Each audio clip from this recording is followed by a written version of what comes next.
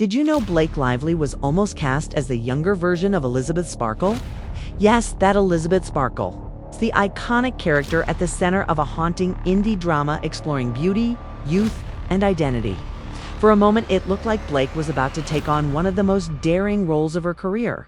On paper, it was perfect. Blake had the high fashion image, the A-list star power, and a proven talent for playing bold, seductive women with just a touch of danger. She'd played the bad girl before, and audiences loved her for it. The plan was brilliant. A vibrant, magnetic young Elizabeth contrasted with a world-weary, time-worn version of the same woman. One character, two timelines, a transformation spanning decades. But behind the scenes, things quickly got complicated. Entered Demi Moore. The moment Demi officially signed on to play the older Elizabeth Sparkle, everything changed. Setting is, heightened by the mere fact that it's, Elizabeth is somebody in the public eye. She's an actress, but it's, and so there are greater expectations and challenges that come when you are out front facing and with judgments and criticisms that come from the outside. Single quotes' presence brought instant gravitas to the project. Her name carried weight. She had the legacy, the experience, and the reputation to elevate the film. But according to insiders, Blake wasn't exactly thrilled with the final casting decision. The problem wasn't Demi's talent. No one questioned that. The concern, sources say, was visual contrast. Pairing Blake with Demi risked making Blake look not quite young enough for the role of a younger Elizabeth. Behind the scenes, whispers grew louder. Blake allegedly began quietly pushing for the producers to cast an older-looking actress for the role of Elizabeth Sparkle's older self, arguing it would make the decade-spanning timeline feel more believable.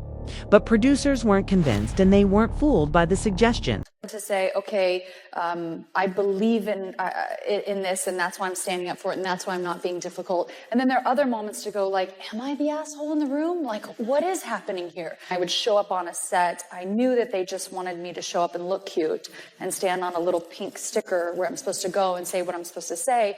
But I also knew that that wasn't fulfilling for me, that I wanted to be a part of the storytelling, that I wanted to be a part of the narrative, whether that be in the writing, in the costume design, in creating the character.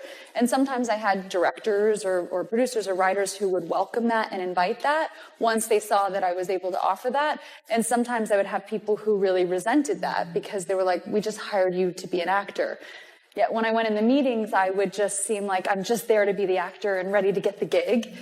I wouldn't reveal that I actually need to have authorship in order to feel fulfilled. So I think that for them, sometimes that might have felt like a rug pull because you're like, you're trying to assert yourself into something that we didn't hire you to do.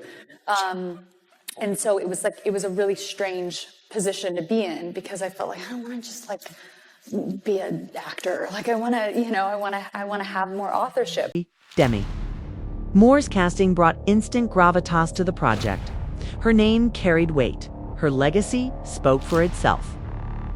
And she had the experience to elevate Elizabeth Sparkle into something unforgettable. But according to insiders, Blake Lively wasn't thrilled with the choice. The issue wasn't Demi's talent. Everyone agreed she was perfect. The problem, sources say, was optics. Pairing Blake with Demi risked making Blake look not quite young enough for a younger Elizabeth. Behind the scenes, whispers began that Blake quietly pushed producers to consider an older-looking actress for the role of the older Elizabeth, arguing it would make the decades-long timeline feel more believable. Producers, however, saw through it. This wasn't about story integrity. This was about control. The situation grew more complicated when Blake entered talks for the film shortly after giving birth. At first, her concerns were understandable. A delayed start date, a wardrobe designed to flatter her postpartum figure. But what began as reasonable requests soon snowballed into production headaches. She allegedly sent in detailed wardrobe suggestions, lighting notes, and even requested dialogue tweaks to make the character feel more modern. One producer described it as a hijack, a tempt.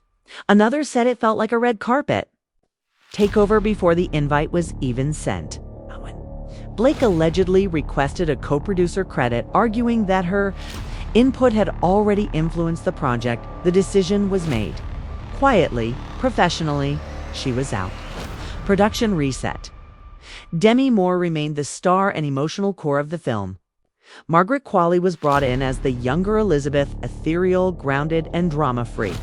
The team breathed a sigh of relief. But Blake wasn't done. Sources say she threw shade privately, questioning Margaret's casting and even scoffing that she wasn't beautiful enough to be a believable younger Demi.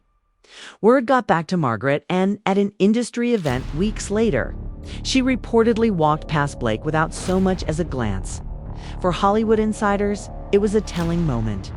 Blake's commentary wasn't just irritating, it was alienating her from the very circle she was desperate to stay in. And this wasn't the first time. Rumors swirled that Blake had tried to overstep creative control on It Ends With Us, and even made moves to secure production power during early talks for Barbie Blakes. Ambition isn't the problem, it's the execution. Again and again, she's tried to mold projects around herself rather than adapting to them. These aren't billion-dollar franchises. They're intimate, personal films that require trust, humility, and vulnerability. In the end, the Elizabeth Sparkle project moved forward without her. Demi Moore stands strong as the heart of the story.